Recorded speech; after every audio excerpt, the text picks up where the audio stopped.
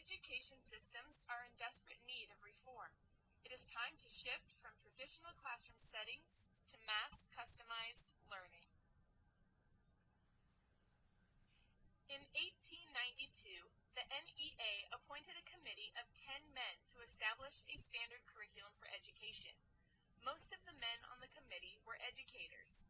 The committee decided students would have 8 years of elementary education and 4 years of secondary education. Classes to be taught were math, science, foreign language, language arts, and history. The purpose of this system was to prepare students for college as well as for the workplace. Not much has changed since 1892 when it comes to the operation of our educational system. As you can see, there have been many events over the course of time that have altered the way educators teach. The implementation of standardized testing, No Child Left Behind, and the Common Core State Standards Initiative have all rocked the education world, but none of them has changed the way our school systems deliver instruction.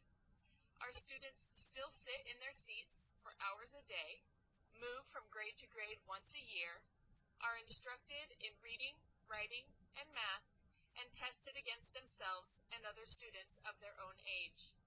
When the end of the school year comes, the vast majority of these students are moved on to the next grade level, whether they have mastered the grade level content or not. The Committee of 10 had a tremendous role, as mentioned earlier, in developing the foundation of our public school system. Various presidents throughout time have, with good intentions, done their part to better the education of our students. Educators work tirelessly day after day to find new material and expand old material. Many other professionals have contributed to the education field as well. Jean Piaget, Lev Vygotsky, Benjamin Bloom, and many others have developed valuable theories into the social and cognitive functions of children and adults, changing the way educators look at educational instruction. B. McCarthy, co-author of Inevitable, impresses on educators the need for educational reform. Mass-customized learning is the much-needed answer to meeting every child at their own level and leading them to the path of educational success. What is mass-customized learning, and how will it change the way we instruct our students? Mass-customized learning, or MCL, is a necessity to guaranteeing the success of our students and preparing our students not just for college, but for life. MCL shifts from time-based learning to performance-based learning. Shown here is a comparison of the two. In time-based learning, there is a set time each student must use to complete a level of academic work. Students enter school in September and leave for summer in June. The following September, students enter the next grade level and begin the process again. The teacher makes the decisions about what is taught and how the lessons are delivered, and he or she is the only judge of students' work quality. In performance-based learning, movement is determined by the performance of individual students. For example, if Johnny completes an 18-week semester course in 12 weeks, he can begin working on the next semester course, whether those around him are working on the same content or not. Conversely, if Sally needs 20 weeks to complete an 18-week semester course, she has the freedom to take 20 weeks. Content and instruction are set up to overlap in places, allowing Sally to catch up to her peers as she continues through her education. The teacher is still in charge of the content students are learning, but the students now have a choice in how they present their evidence of learning. Perhaps Johnny wants to draw a blueprint of a house to demonstrate his knowledge of angles and measurement, while Sally would like to videotape a figure skating routine, pointing out various angles and measurements as the skaters are moving along the ice. Students now have a voice. They begin to take ownership. This photo shows a list of students and their progress in a particular subject throughout the school year. Standards are listed across the top of the page, and students check off each one as they demonstrate proficiency or mastery of the content. In a math-customized learning setting, teachers take on a facilitator role. Technology is used as an accelerator to learning, and curriculum is relevant to what students need and want to know. Hands-on projects and individual performance presentations take the place of the majority of seat work. Gone are the days where the teacher will stand at the front of the room writing on a chalkboard and dictating lessons from an outdated textbook. A shift has been made to the education paradigm. MCL moves away from the mentality of when students learn something is more important than whether they learn it well, and time being the constant and learning the variable, to the concept of whether students learn it well is more important than when they learn it, and learning is the constant and time is the variable. The students in this picture are in a language arts classroom in Lindsay Unified School District. Each student is working at his or her own pace to complete content standard proficiency for this particular course. The learning facilitator, or teacher, is out of the Photoshop, working with students individually to overcome difficulties with particular skills. These banana splits are posted in a second grade math classroom. Students work to complete various content standards. As the students turn in their evidence of learning and proficiency, pieces of the sundae are added to the picture. When the student completes all targeted areas of proficiency for that particular standard, he or she will receive the sundae as a reward.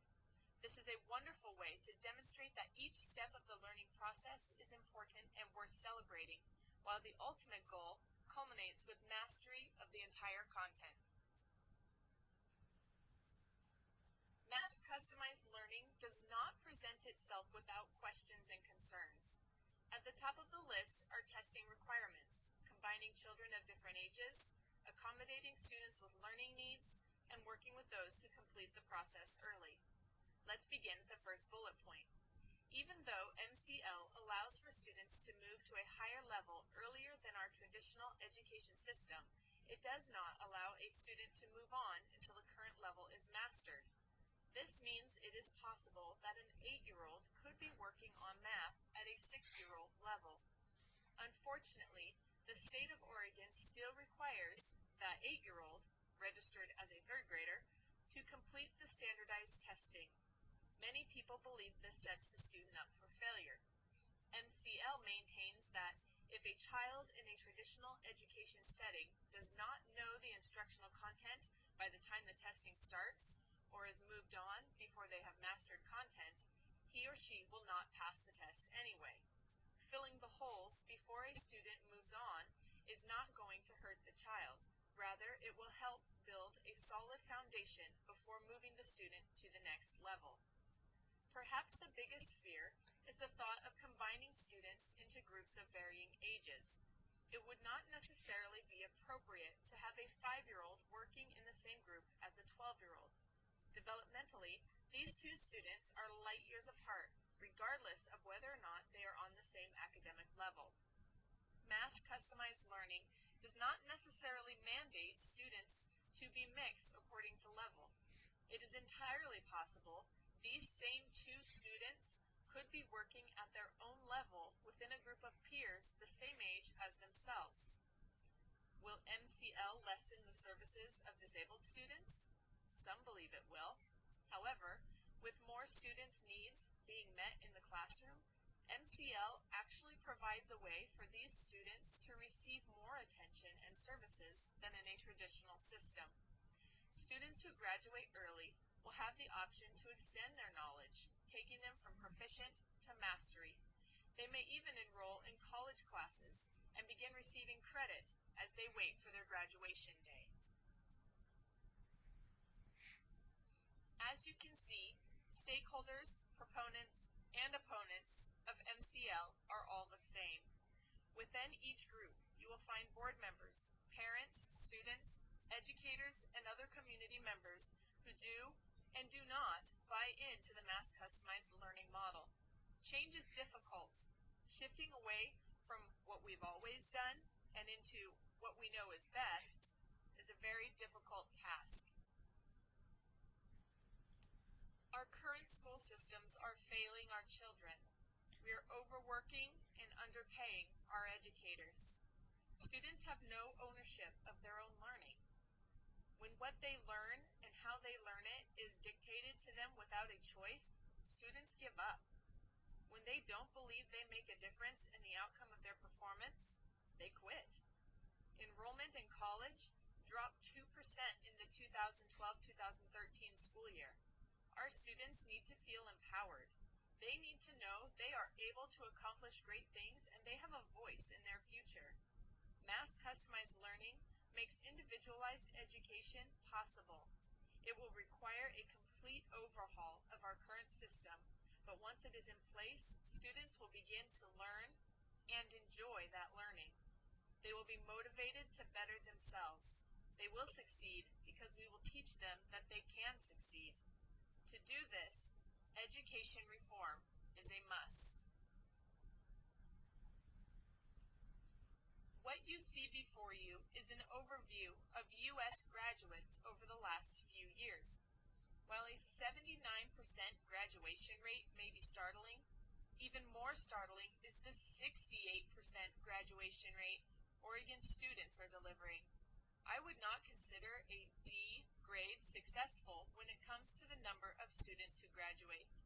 When our educational system is outputting D-level work into the workforce, that should be our wake-up call to change. Education reform must happen, and it must happen soon. I have come to understand that the mass customized learning model produces ownership of learning for students. Students understand that they will get out what they put in to their educational journey. Each student will be met at his or her level, given the time he or she needs to master content, and will enter the workforce prepared not just for college, but for life.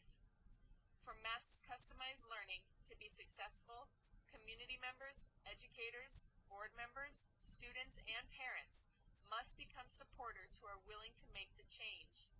Change is difficult. People are afraid of change, but yet change can also be a good thing. We must all realize that what we are currently doing in education is not working.